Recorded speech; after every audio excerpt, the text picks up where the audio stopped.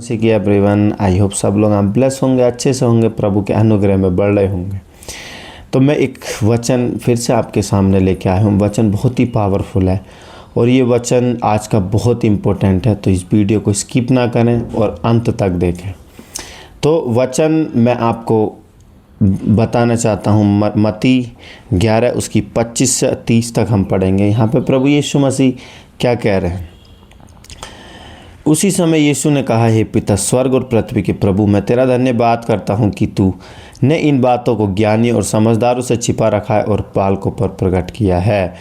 हाँ हे मेरे पिता, क्योंकि तुझे यही अच्छा लगा है। मेरे पिता ने मुझे सब कुछ सौंपा है और कोई पुत्र को नहीं जानता केवल पिता के, और कोई पिता को नहीं जानता केवल पुत्र के, और वह जिस पर पुत्र उसे प्रकट करना चाहे।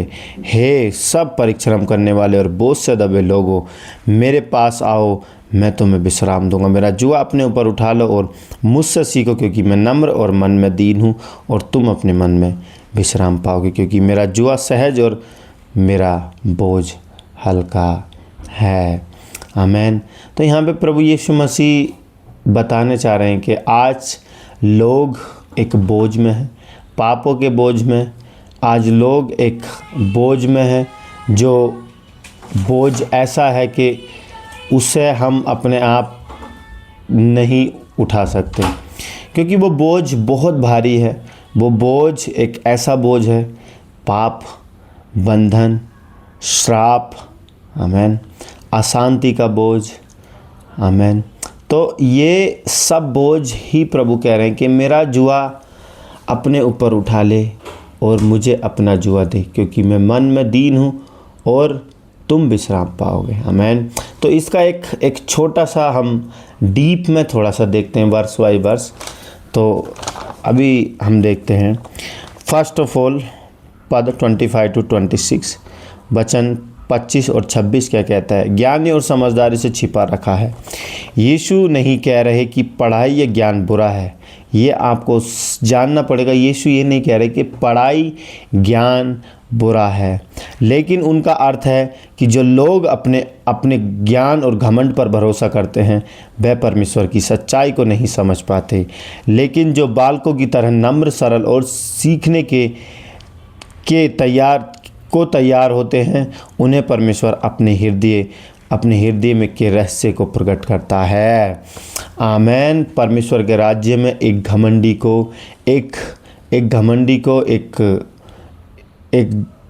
को कुछ नहीं मिल सकता।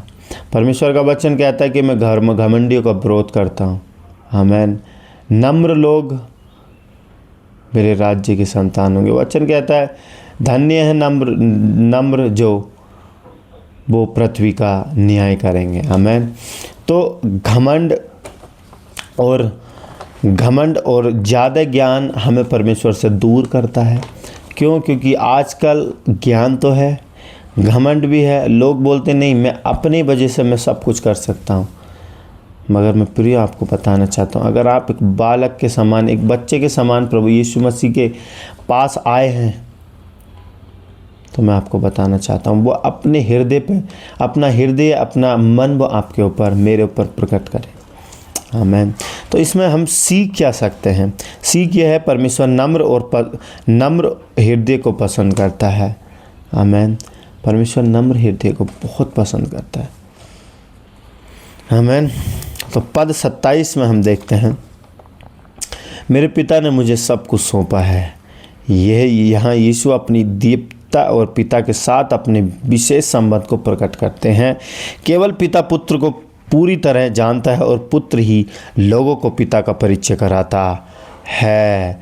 जब तक कोई पिता को नहीं जानता, जब तक पिता उसे प्रकट ना करे, पुत्र को कोई नहीं जानता, और जब तक पुत्र पिता को प्रकट ना करे, पिता को कोई नहीं जान सकता। आमीन।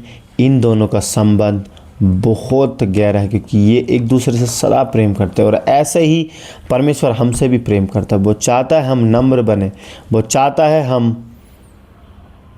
है हम घमंड से निकल के एक बालक के समान उसके पास आएं और उससे बोले, पिता ये मेरा दिल तेरे सामने है, ये मेरा दिमाग तेरे सामने है। मैं अपने ज्ञान से नहीं, मैं तेरी बातों से सीखना चाहता हूँ। आमीन।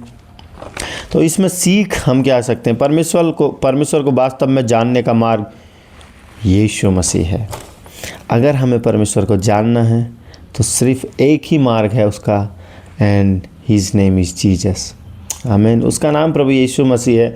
उसके थ्रू हम परमेश्वर के दिल को जान सकते हैं, परमेश्वर को जान सकते हैं, क्योंकि उसने एग्जैक्टली वही किया इस पृथ्वी पर आके जो एक पिता की इच्छा है।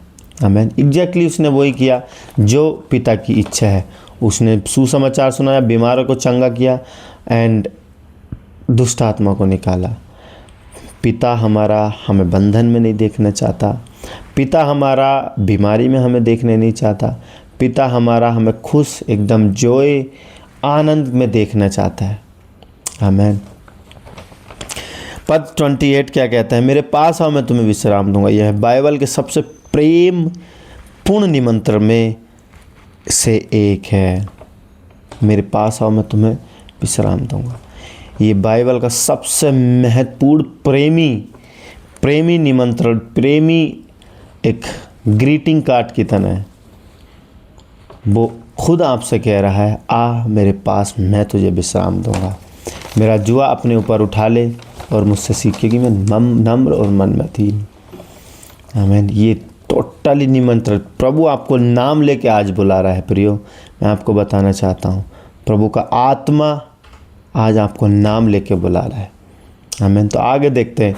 यीशु उन लोगों को बुला रहे हैं जो पहला पाप के बोझ से दबे हैं, चिंता, डर और दुख से थके हैं, धार्मिक नियमों के भारी बोझ से दबे हैं। पापियों को प्रभु यीशु मसीह बुला रहा है और वो कहता है कि आ मेरे पास, मैं तुझे विश्राम दूंगा। चिंता, डर, अगर दुख, थके हुए हैं आप चिंता और दुख और डर से, तो आज प्रभु का आत्मा आपसे बोल रहा है, मेरे बेटे और मेरी बेटी, आ मैं तुझे विश्राम दूंगा। मैं तुझे इस डर में, इस चिंता में, इस पाप की दशा में नहीं देख सकता, मगर एक आपको स्वीकार करना होगा उसे अपने दिल में। प्रभु आइए। जैसे उड़ाऊ पुत्र, मैंने आपको लास्ट टाइम भी बोला था 2-3 वीडियो पहले। एक उड़ाऊ पुत्र, वो सोचता था हा, उसने पिता की धन संपत्ति से लेकर चला गया। वो बाद में वो धन संपत्ति उसकी खर्च हो गई एंड बाद में बोलता है, अब तो मैं इस लायक भी नहीं हूँ पिता कि मैं तेरे घर में एक नौकर की तरह रहूँ। मगर पिता ने उसे क्या किया? अरे मेरे बेटे के लिए बेस्ट कपड़े लेके आओ, बेस्ट रिंग लेके आओ। आमीन। ये हमारा पिता का दिल है। ये हमारा पिता यही कहता है कि मैं तुम्हें निकालूंगा। आमीन। यीशु कहते हैं मेरे पास आओ, वो तुम्हें विश्राम देगा। डायरेक्ट वो आपको बोल रहा है। आज मैं आपको डायरेक्ट आपका नाम, जो कुछ भी आपका नाम है, मुझे पता नहीं आप ये कौन है, क्या है, मगर डायरेक्ट वो आपको नाम लेके बुला रहा है, आ मेरे पास, मैं तुझे विश्राम दूंगा। आमीन। पाप, चिंता, डर, कुछ भी बोझों से अगर आप फंसे हुए हो, तो प्रभु यीशु मसीह आपसे आज बात कर रहा है। वो कह रहा है, आ मेरे पास, मैं तुझे विश्राम दूंगा। आमीन। पद 29, मेरा जुआ अपने ऊपर उठा लो। जुआ वह लकड़ी है जुआ वो लकड़ी का उपकरण था जो बैलों के साथ जोड़ता था। यीशु कह रहे हैं, मेरे साथ चलो, मुझसे सीखो, मेरे अधीन रहो, क्योंकि वह कठोर स्वामी नहीं बल्कि नम्र और दीन है। यीशु कह रहे हैं, जुआ एक, फर्स्ट ऑफ ऑल देखना, हमें एक समझना पड़ेगा, जब हम बैलगाड़ी या बैलों को उनके ऊपर जुआ रखते हैं तो कितना बोझ होता है उनके पास, कितना बोझ होता है। ऊपर से हम चढ़ते हैं उसके ऊपर से हम उसमें सामान रखते हैं, कितना भारी होता है वो।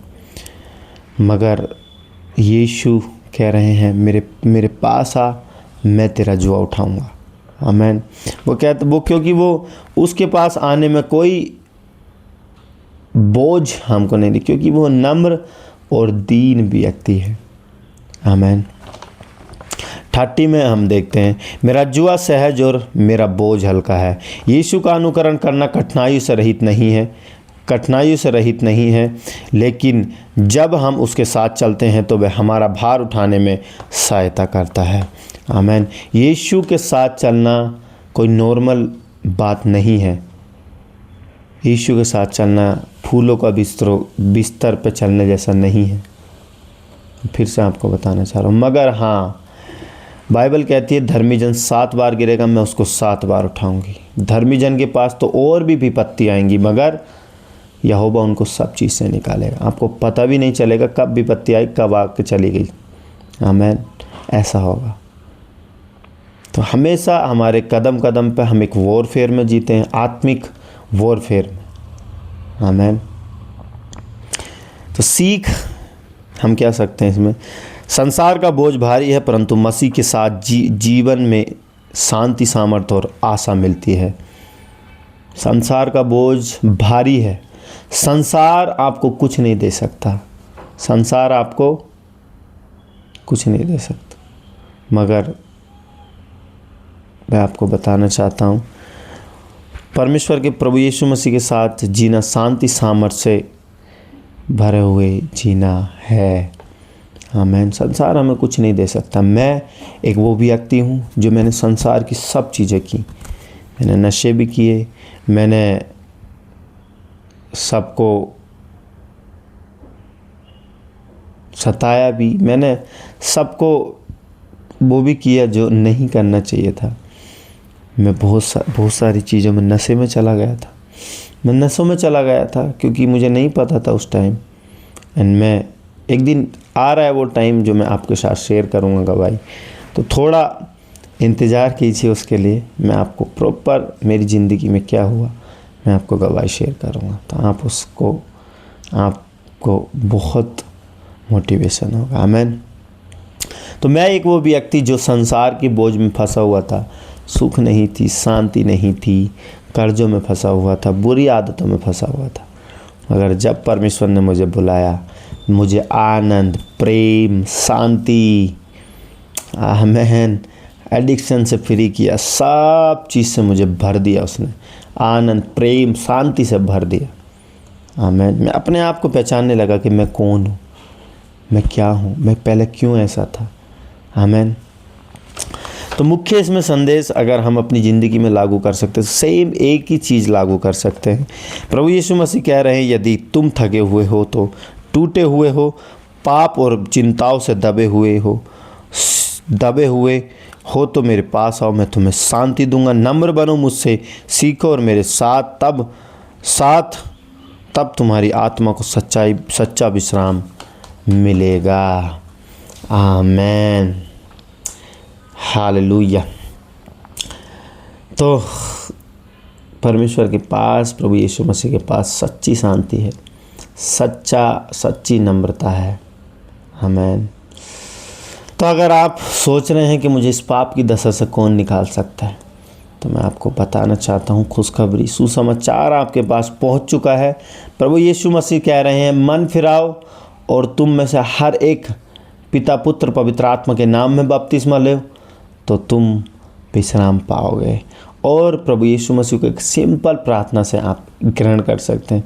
प्रभु यीशु मसीह, मैं जानता हूँ परमेश्वर ने आपको मरे हुए में से जिलाया। मैं जानता हूँ आप परमेश्वर के पुत्र हो। आप ही प्रभु यीशु मसीह इस जगत के मेमने। मैं विश्वास करता हूँ कि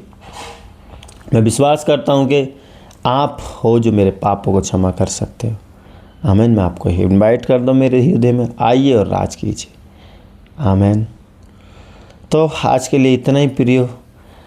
तो मैं चाहता हूँ कि आप ये वीडियो सबके पास शेयर कीजिए, ताकि वो भी लोग जान पाएँ कि प्रभु यीशु मसीह सबका परमेश्वर है, वो किसी के साथ पक्षपाती नहीं करता। आमीन। तो आज के लिए इतना ही। आई होप सब लोग आपको अंडरस्टैंड हुआ होगा वचन। And thank you so much. God bless you all.